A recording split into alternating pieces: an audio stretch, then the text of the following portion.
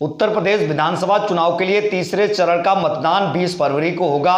प्रचार का शोर आज थम जाएगा। समाजवादी पार्टी का गढ़ माने जाने वाले मैनपुरी की करैल विधानसभा सीट पर भी तीसरे चरण में चुनाव होगा। सपा के राष्ट्रीय अध्यक्ष अखिलेश यादव यहां से उम्मीदवार हैं, तो वही बीजेपी ने केंद्रीय मंत्री एसपी सिंह बघेल को यहां से मैदान में उतारा है। प्रदेश के मुख्यमंत्री योगी आदित्यनाथ शुक्रवार को करैल में चुनाव प्रचार करने पहुंचे और रैली को संबोधित किया। सीएम योगी ने मंच से सपा और अखिलेश यादव पर जोरदार हमला भी बोला। सुनिए क्या कुछ कहा सीएम योगी आदित्यनाथ ने। भाइयों बहनों, समाजवादी पार्टी के लोग आज बौखला गए हैं। करहल में अपनी करारी हार को देखते हुए वे अब आपा खो चुके हैं। प्रोफेसर एसपी सिंह बघेल पर हुआ हमला उनकी इस कायराना हरकत को प्रदर्शित करता है, लेकिन चिंता करने की आवश्यकता नहीं। भाइयों बहनों, चिंता करने की आवश्यकता नहीं। याद करना, हमने 5 साल के अंदर समाजवादी पार्टी के संरक्षण में पलने वाले पेशेवर गुंडे और अपराधियों के खिलाफ बिना किसी मान बनोबल के कार्रवाई की है। और मैं आपको आश्वासन देने के लिए आया हूं कि बुलडोजर को मरम्मत करने के लिए भेज दिया हूं। 10 मार्च के बाद जब ये फिर से चलना प्रारंभ होगा, तो जिन लोगों में अभी ज्यादा गर्मी निकल रही है, भाइयों बहनों, ये गर्मी 10 मार्च के बाद अपने आप शांत हो जाएगी। भाइयों बहनों, मुझे बताया जा रहा है कि समाजवादी पार्टी के गुर्गे जगह जगह जाकर के भारतीय जनता पार्टी के कार्यकर्ताओं को, समर्थकों को धमका रहे हैं। लेकिन अब ये धमकीबाज बहुत ज्यादा समय तक नहीं चल पाएंगे। चुनाव की प्रक्रिया 10 मार्च को संपन्न हो जाएगी और 10 मार्च के दिन जब भारतीय जनता पार्टी प्रचंड बहुमत की सरकार बनाएगी, तब आप देखना फिर क्या प्रदेश के अंदर कानून का राज कैसे स्थापित होता है और कानून का राज फिर से प्रदेश की जनता जनार्दन देखेगी। भाइयों बहनों, जो ये उत्साह है आप लोगों का, ये उत्साह वास्तव में वास्तविक उत्साह है। मैं कल देख रहा था, जिस दिन नामांकन करने के लिए समाजवादी पार्टी के प्रत्याशी करहल में आए थे, उन्होंने कहा अब दोबारा सर्टिफिकेट लेने के लिए आऊंगा, लेकिन प्रोफेसर एसपी सिंह बघेल जी ने उनको 5वें दिन ही वापस यहां आने के लिए मजबूर कर दिया। वे बौखलाए हैं, परेशान हैं, आसमान से टपके और खजूर में अटके वाली स्थिति उनकी हो गई है। वैसे आप बहुत बुद्धिमान हैं। याद करना, आजमगढ़ ने उन्हें सांसद चुना और कोरोना कालखंड में एक भी बार आजमगढ़ नहीं गए, इसलिए वहां से उन्होंने लड़ने का साहस नहीं किया। उनको लगा कि नेताजी की विरासत को मैं हथिया लूं। एक तो आप देख रहे होंगे, मुझे कल एक तस्वीर से आज के समाचार पत्रों में बड़ी हंसी आई और बड़ी मैं अफसोस भी कर रहा था। बेचारा शिवपाल जो प्रदेश का नेता था, कल उसको बैठने के लिए कुर्सी भी नहीं मिली। कैसे वहां कुर्सी नहीं मिली और वह मुंह लटकाए बैठा था। क्या दुर्गति थी उसकी। और वह दुर्गति देखते हुए मुझे तो कल बड़ा लग रहा था कि कहां ये प्रदेश भर में घूमता था, हजारों लोग उनके साथ जाते थे। नेताजी का प्रमुख सिपा सालार हुआ करता था और कल उस बेचारे को कुर्सी का हत्ता मिला बैठने के लिए, कुर्सी का हत्ता।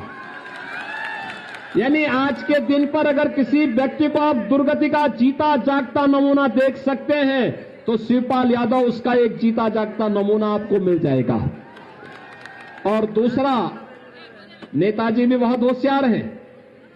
कल वे आए थे, वे जानते हैं करहल की जनता फैसला कर चुकी है कि प्रोफेसर एसपी सिंह बघेल ही उनका नेता होगा। तो नेताजी ने कल यही कहा कि भाई ठीक है, तुम लोग जो चाहो तय कर लो, अपना विधायक चुन लो। दूसरा व्यक्ति बोला जा रहा है कि नाम बोल दीजिए, नाम बोल दीजिए। वो कह रहे कौन लड़ रहा है यहां से सपा का प्रत्याशी, मुझे तो पता ही नहीं है। अब ये दुर्गति हो गई हो कि बाप पुत्र का नाम न जान रहा हो। तो भाइयों बहनों, ये सपा की पूरे प्रदेश के अंदर की दुर्गति को भी प्रदर्शित करता है। और इसीलिए आज मैं आपका आह्वान करने के लिए आया हूं कि भाइयों बहनों, मैनपुरी में पहली बार भारतीय जनता पार्टी 4 की 4 सीटों पर अपनी विजय पताका फहराएगी। मैनपुरी है, करहल है, भोगांव है, किसनी है, चारों पर भारतीय जनता पार्टी जीतेगी।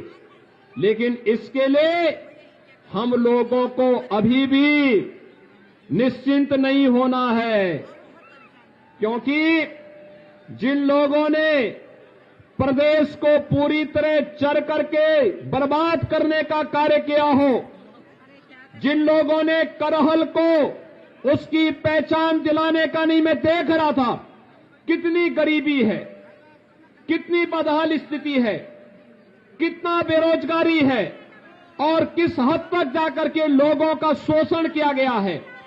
आज भी करहल जैसे क्षेत्र ने, जिसने प्रदेश को नेतृत्व दिया हो किसी कालखंड में, आज भाइयों बहनों यहां पर तो विकास आसमान छूते हुए दिखाई देना चाहिए था। लेकिन समाजवादी कुनबे को विकास पसंद नहीं, उनके लिए सबका साथ और सिपाही खानदान का मात्र विकास, यही एकमात्र उनका नारा है, बाकी उनका कोई नारा नहीं।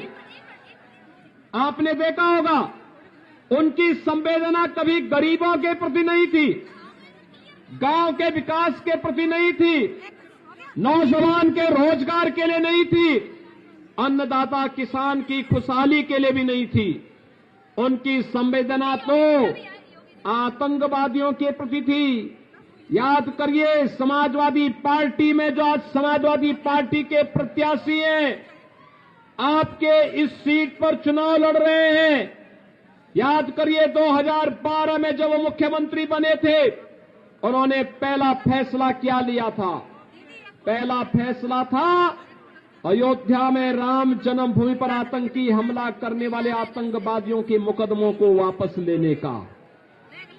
उनका पहला फैसला था काशी में संकट मोचन मंदिर पर आतंकी हमला करने वाले आतंकवादियों के मुकदमों को वापस लेने का, कचहरियों पर हमला करने वाले आतंकवादियों के मुकदमों को वापस लेने का था। लेकिन भाइयों बहनों, आपके आशीर्वाद से, प्रधानमंत्री मोदी जी के आह्वान पर, जब उत्तर प्रदेश की जनता ने 2017 में भारतीय जनता पार्टी की सरकार बनाई और प्रोफेसर एसपी सिंह बघेल जी उस समय मंत्रिमंडल में मेरे सहयोगी बने, हमने पहला निर्णय लिया था उत्तर प्रदेश के 86 लाख किसानों का 36,000 करोड़ रुपए कर्ज माफी का। याद करिए, आपके मैनपुरी के भी हजारों किसानों का कर्ज माफ हुआ था। याद करिए, मैनपुरी के हजारों किसानों का कर्ज माफ हुआ था। और आज प्रधानमंत्री किसान सम्मान निधि का लाभ भी यहां के लाखों किसान प्राप्त कर रहे हैं। हमारी संवेदना किसानों के प्रति थी, हमारी संवेदना बेटियों की सुरक्षा के लिए थी। हर बेटी सुरक्षित रहेगी, इसके लिए एंटी रोमियो स्क्वाड का गठन हमारी सरकार ने उस समय किया था। और भाइयों बहनों, समाजवादी पार्टी की सरकार ने इस पूरे क्षेत्र को डार्क जोन घोषित कर दिया था। और भाइयों बहनों, हमारी सरकार आई, डार्क जोन से मुक्त करते हुए हम लोगों ने किसानों के खेत में पानी पहुंचाने की कार्रवाई को आगे बढ़ाया है। और अभी तो हम लोग भाइयों बहनों पंचनद परियोजना को आगे बढ़ाने का कार्य कर रहे हैं।